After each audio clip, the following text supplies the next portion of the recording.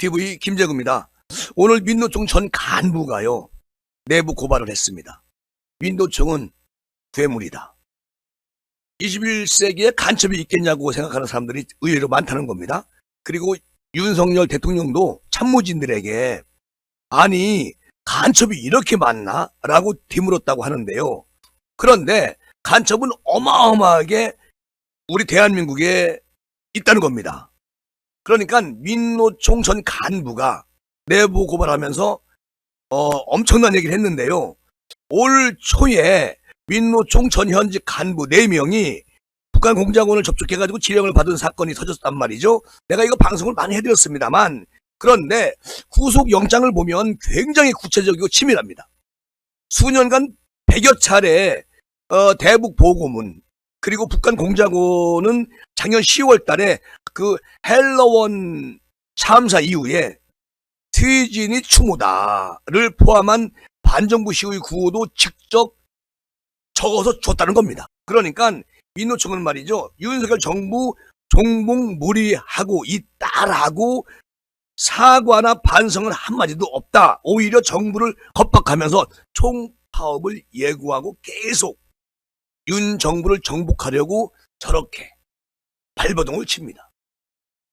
자, 야당도 말이죠, 공안 정국의 부활이라고 말하면서 민노총 편을 들기 시작했죠. 자, 그러는 사이에 민노총 총간첩단 연루 사건은 지금 수면 위로 다 알려지고 있는 상황까지 왔습니다. 자, 오늘 그 민노총에서 대변인 사무총장 등을 지내면서 10년 넘게 상근 간무로 일을 한 이수봉 이분이 노동자의 삶을 근본적으로 바꾸지는 못한다는 그런 한계를 느끼고 있다. 그 이수봉 씨는 북한을 우습게 보면 안 된다면서 오래 담아둔 말을 조심스럽게 꺼내기 시작했습니다. 이 사건을 우습게 보면 안 된다는 거예요. 그리고 또 우리나라가 경제적으로 성공을 했다고 해서 그 북한을 이겼다고 생각하면 큰 오산이라는 겁니다. 무슨 말이냐면 사상적 측면에서는 현 시점에서 우리가 완패를 했다는 거예요. 그러니까 북한이 민노총 등을 이용해가지고 수십 년 동안 대남 의식과 사업을 해온 결과가 사이에 곳곳에서 나타나고 있는 현실이다. 그리고 이 민노총 전 간부가 이런 말 합니다. 1995년 그때부터 정책연구원 원장, 사무총장 이런 거를 상근 간부로 지냈다고 말씀을 드렸잖아요. 그런데 이 분이 내부 활동에 깊숙이 관여를 했다는 겁니다. 그러니까 이수봉 씨가 내부 고발자로서 아주 정확한 팩트로 이야기를 하는 거 아니겠습니까? 민노총이 노동운동의 근본적 개혁을 이뤄내지 못했고, 그리고 민주당 또는 여기에 동조하는 현실에 환대를 느꼈다고 합니다. 자, 민주노총 전 간부는 이런 말을 해요. 그 민노총이 지금 계속 윤석열 정부 퇴진 총파업 노선으로 딱 정해놓고 그렇게 지금 가고 있지 않습니까? 지금요, 민주노총 조합원이 120만 명이 됩니다. 그런데 조합원도 손을 놓고 있을 때는 아니죠. 조합원들이 계속 개혁을 요구하고 민주노총 지도부를 때려줘야 됩니다. 난 그렇게 생각이 돼요. 그리고 만약에 이게 안 되면 탈퇴하는 쪽으로라도 지도부를 압박을 해야 된다. 조합원들이, 단임 노동 조합원들이. 거기다가 너무 심각성을 몰라요. 단임 노동 조합원들은. 그러니까 보수 정권의 공안몰이라는 프레임에 먹히는 것 아니겠습니까?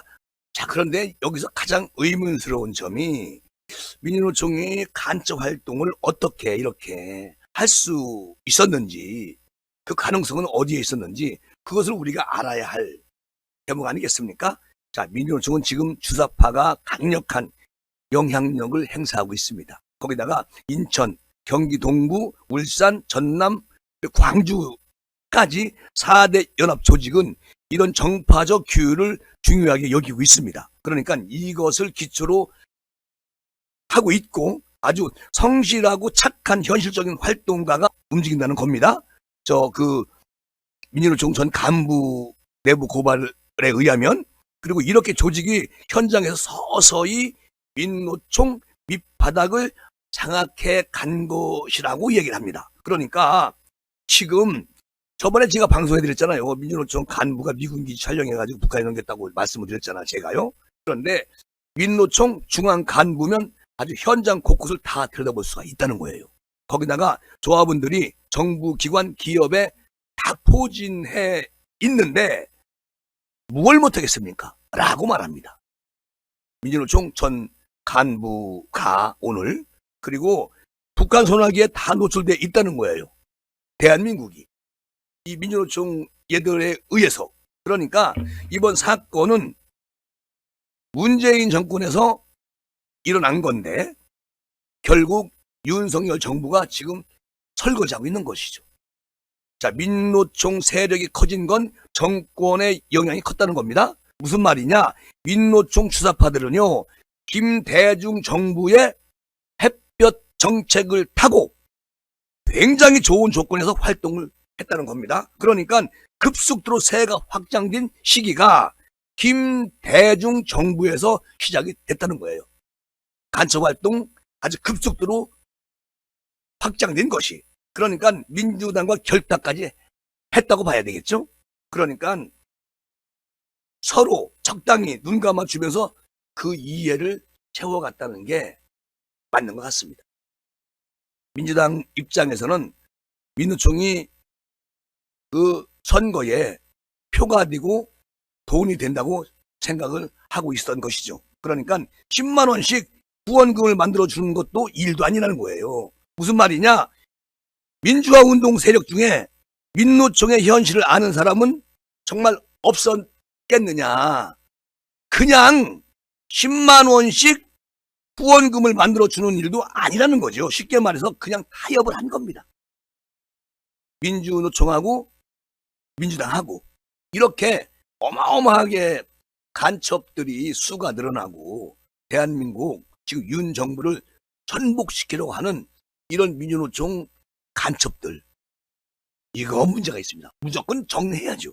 그런데 이 민주노총 전 간부가 내부 고발장에 이런 말을 합니다. 사무총장을 자기가 지낼 때마다 정책계획실에 사업계획을 가져오라고 하면 북한 쪽 이야기를 그대로 써왔다는 겁니다. 거기다가 노동 현실에 대한 고민이나 시장 개혁에는 전혀 관심이 없었고, 어디서 민주노총 지도부에서, 그리고 한국, 미국, 일본 동맹 반대, 민족 자주투쟁이 기본 관심이었다고 합니다. 또 내부 보고서에 북한 방송의 지침을 그대로 사용하는 경우가 엄청 많았고 그게 기본이었다는 겁니다. 그러니까 고립시켜서 타격, 섬멸해야 한다, 이런 표현들을 써서 문건을 정리해왔다는 겁니다. 그리고 이 내용을 조합원들이 알까 무서워했다는 거예요. 지도부에서. 자, 이 정도로 아주 철두철미하게 간첩 활동을 해왔다는 겁니다. 그리고 노동 문제가 담기지 않았다는 건 너무너무 충격적이에요. 무슨 얘기냐? 북한은 민노총의 노동을 이해하지 못하고 또 이해할 필요도 없는 거 아니겠습니까? 무슨 얘기냐? 자, 그 논리를 쭉 따라가다가 보면은 민노총이 주한미군 철수, 남북 평화 통일, 그리고 민족 교류 같은 것만 외치는 거였었잖아요. 우리는 그렇게 쭉 봐왔는데 이것을 그대로 민주노총 간부가 오늘 내부 고발에서 아주 디테일하게 설명을 한 것입니다. 민주노총 지도부 애들이 설득을 당했기 때문에 얘들이 북한과 직접 소통하면서, 아니 조합원들의 어떤 의식 구조나 권리 또 보장성 이런 거를 해서 일을 해야 되는데 단위 노동조합에서 돈을 착취하면서 얘네들은 북한과 함께 윤석열 정부든 박근혜 정부든 이명박 정부든 우리 보수의 정부를 아주 완전히 전복시키려고 하는 엄청난 못된 짓거리를 해왔다는 겁니다. 자, 북한은 민노총 등을 이용해서 계속해서 이런 의식화 작업을 하고 있지 않습니까? 수십 년이 누적되면 역사의 진실도 바뀔 수가 있다, 이런 우려를 우리가 안 할 수가 없습니다. 저는 그 윤석열 정부가 민노총 개혁에 칼을 빼드는 거, 이거 천만다행이다.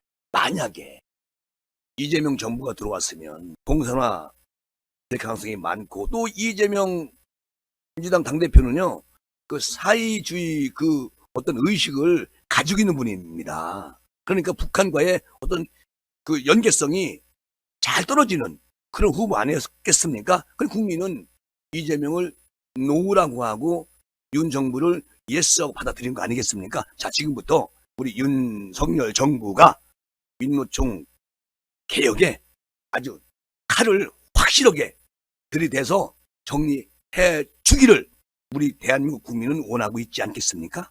저도 원하고 있지만요. 자, 여기서 민노총 얘네들이 우리 윤 정부를 계속 공격을 하고 있지 않습니까? 자, 국민을 설득할 자신이 있다고 쟤네들끼리 그렇게 판단한 거예요. 무슨 말이냐? 자, 지금 민노총이 총파업을 예고하고 있습니다. 민노총이 그 어떤 것을 창조할 힘은 잃었어요. 이번에 이제 윤 정부가 들어와서 파헤치기 시작했기 때문에. 그런데 나라를 망하게 할 그런 힘은 남아있다는 겁니다.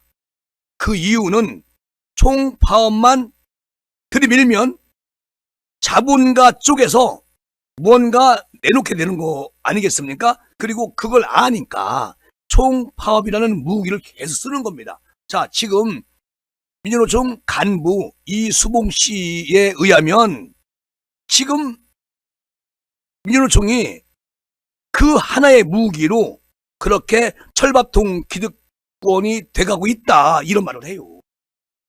수십 년째 같은 방식으로 보수정부가 들어오면 압박하면서 전복시키려고 하는 그 일진 행동 대원들이고, 이진에서 민주당이 서포트 해주고 그렇게 굴러온 게 지금까지의 민주노총 아니었겠습니까?